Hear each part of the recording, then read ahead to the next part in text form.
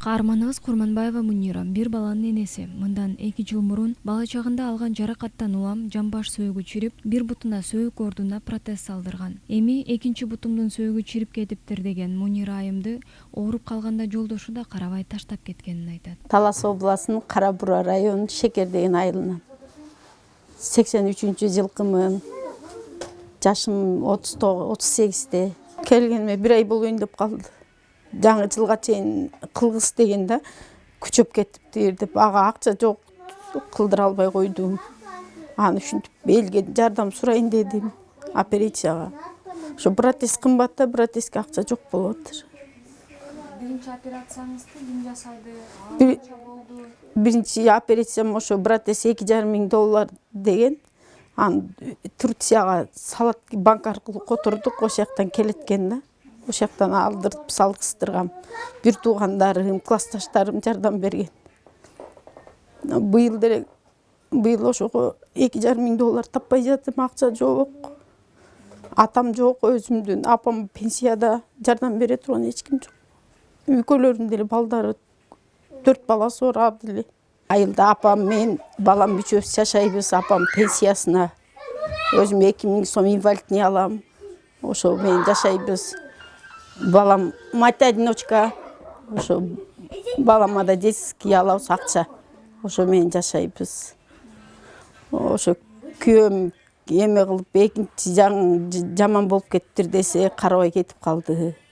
Эми сен мага керең жок, билгенин кыла бер деп. Мен берсем балам үчүн берем, сага бербейм дейт да. Мен чалсам да телефонун албайт, өчүрүп салат занятый басып. Баласына чалып турат экен. Кимге кантип чалып турат? Баласынын өзүнүн телефону барбы? Бая келгенде алып берип кетиптир да баласына. Телефон апарып бериптир, өзү чалып турат. Мен чалсам вообще албайт телефонду. Билгениңди кыла бер сен. Значит, керегим жок дейт да. Керегиң жок. Былтыр деле операциямда берген эмес эчтеке. Эмне буга чейин ажырашып кеттиңер билесиңер? Жок, ал иштеп жүрчү да. Мен апам бакты да, мен постельный режимде жаттым. Былтыр бутуңуз ооруганга чейин кандай? Чогуу эле жашачык. Айылда жашачык. Анан кийин ошо поляга чыгып иштечим. Биз жакта фасел новияда. Ошону жулуп эл катары акыга чыгып иштечим. Ал үйдө ошо баланы карап калчу да, бир балабыз бар 5 жашта. Ошону карап калчу, мен иштечим. Анда өзү авария болгон, бир бутунан жакшы неме кылбайт, операция болгон да адам. Анан поляга жарабайм дейт, мен иштеп жүрчүм, вообще мурундай ооруп вообще билинбечи да мага. Дүңкүлдөп эле иштеп жүрчүм. Анан кийин ушу 1 жылдан бери ушинтип калдым. Бир 3 ай вообще 2 бутуман баспай жатып калдым. Анан Бишкекке келип Жумабековго көрүнсөк, ошо жамбаш сөөгү жарабай кетиптир дейт кашкажеликтер. Ошо операция жасады. Анан эми кайра ооругандан кайра таластан келсем, экинчи жаңа күнөй тетип кеткен, срочный операция кылыш керек дейт. Башка сөөгүктөргө чабып кетпеш үчүн дейт. Ага менин каражатым жетпей жатыр, ошо элде кыргыз элинен жардам сурап отурум. Бизде эчтеке жок болчу да, колубузда, экөөбүздө негизи жок да, эчтеке жок. Анан эми иштеп атыр, эми баягы күнү кетип калыптыр Москвага. Мага айтпай качып 26-сында учуп кетип калыптыр. Ал вакытта апаңыз эмне болчусуз? Апам карачы да, өз алдымча жумуш кыла албайм да, кир жууп албайм. Өзүм бир жагыма кышайып сорго басам. Ылдый жерге отуруп оокат ашып берсе 5 мүнөт отурам оокат жегенге. Анан лишний отура албай сүйөнүп отурам да, анан стол, машина, бийигирээк нерсе болсо отура берем. Узакка баса албайм, узак барсам жамбашым ачышып кетет да. Ошо үйгөлөнүп түшүп атыр дейт. Чирип кеткен дейт да, калбай баратыр. Жаңы жылга чейин кыл дегенде операция, ага акча жок болуп калды. Неден улам мындай болуп атат сөөгүңүз? Неме? Ошо жаш убагыңда трещина кеткен дейт да, сөөгү билинбей жүрө берет дейт. Мурундар мен будан операция боло электе ушу эчланышпырып айылда жумуш ошо да кылганда эңкейсем белим атышып кетчү да, көрсө ушуудан экен да. Азыр тизеңизге да ачат. Аха, тизең эме дейт, артроз ошондой болуп кеткен дейт да, ошо тизеңди кошо дарылайбыз дейт. Бишкекке келгениме 1 ай болду. 1 айдан бери бир тууган инимдин үйүндөмүн. Балам сагынып күндө чалат. Айла жок экен, операция болуп жаныңа барам деп сооротуп жатып күндөр өтүп жатат дейт каарманыбыз. Мен уктадым. Кандай тилек? Сен чалганың уккан жокмун да, балам.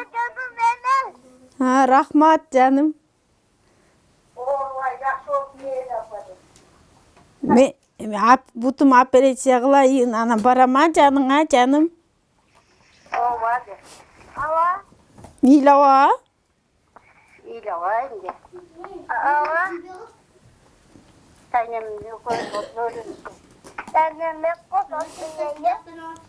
Canım.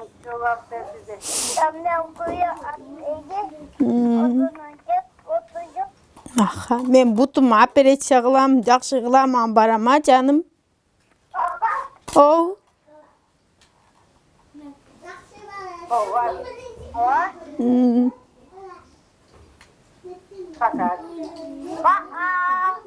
Пока, Мейла, Тлек.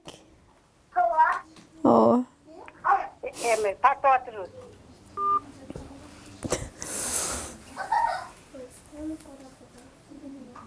Келди эле чакырып. Бак. Бак алып келейин дейм, бирөөнүн үйүндө жүрөм да, өзүм да. Анан кийин ал кутурат, балдар менен ушуп кетет да, ойнойт да, анда бирөө караш керек. Аны өзүм караганга алым да жетпейт.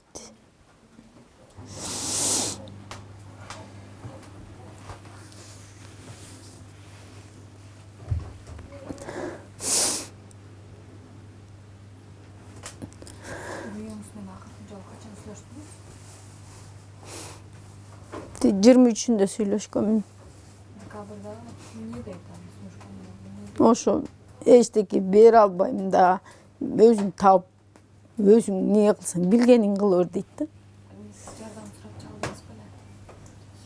Жок, ал келген да биякачы. Көргөнгө? Ооба. Келип анан жолукту да, анан айттым да, акылдашайык, неме кылайык десем, мен эчтеке бере албайм, эчтеке кыла албайм. Кредит алайык деп айттым да, кредит алып операция кыла берейик, анан пенсиядан төлөй беребиз деп ошонсом болбой койду да. Сен жатып калсаң мен төлөп жүрөмбү? Жашабайм койду да, экинчи жагың. Ошентип кетип калды, Москвага мага айтпай качып кетиптир да, кетип калды. Айткан жок, мен кетип баратмын деп.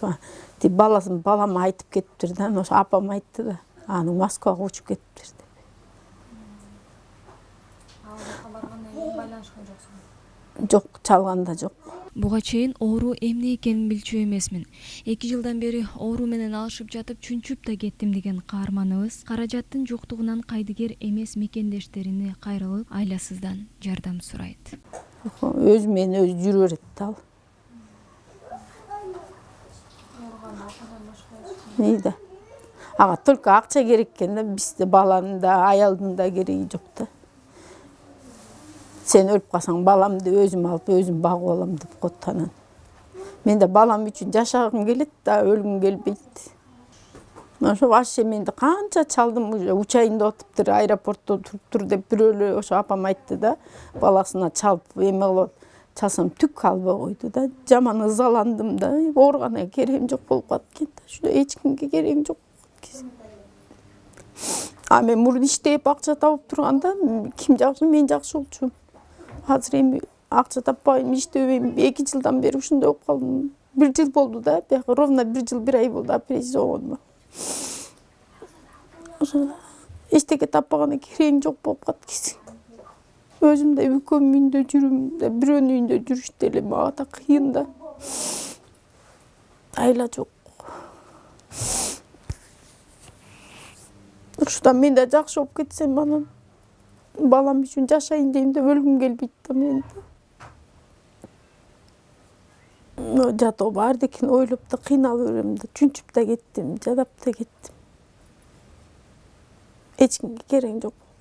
Кайра мага поддержка берсе дем болот эле, күч болот. Мындай кылабыз, андай кылабыз десе.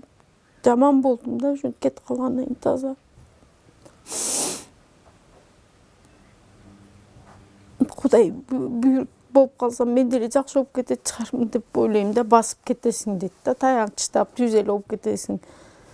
Биринчисинде да коркком, апырич согунду баспай каламбы деп эмеден чыкканда бутумда кесип салдырыш керек деп коркком. Вообще басып 3-4 ай баспай жатып калдым да, эч иштебей. Балдак менен басчым. Бир жагын кылгандан кийин бир таяк менен басып калдым да.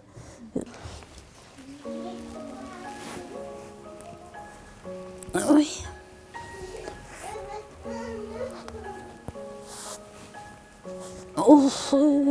Резко тура албайм да, ушинтип. Ой, Кудай ай. Бул менин базам ушинтип. Тизем бүгүлбөйт да.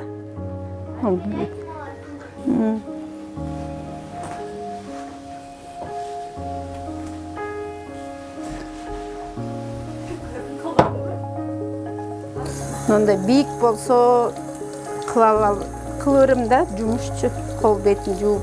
Ылдый болсо эңкей албайм. Ылдый жердегин ала албайм да.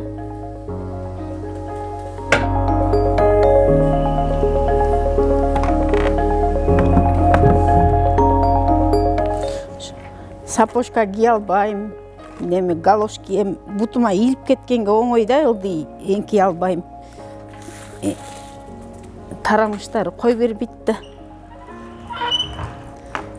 Ушинтип базам, узакка баса албайм, буттарым тарамыш неме болуп калган. Бир жолу күнө бир маал чыгып басам, тегереке басам. Бир бутум братесте, баспаганга болбойт, басыш керек. Экинчи бутум кыйнайт да, басып баратканда неме. Жан башым атышып кетет. Уже аз эле убакыт басам да, көп баса албайм.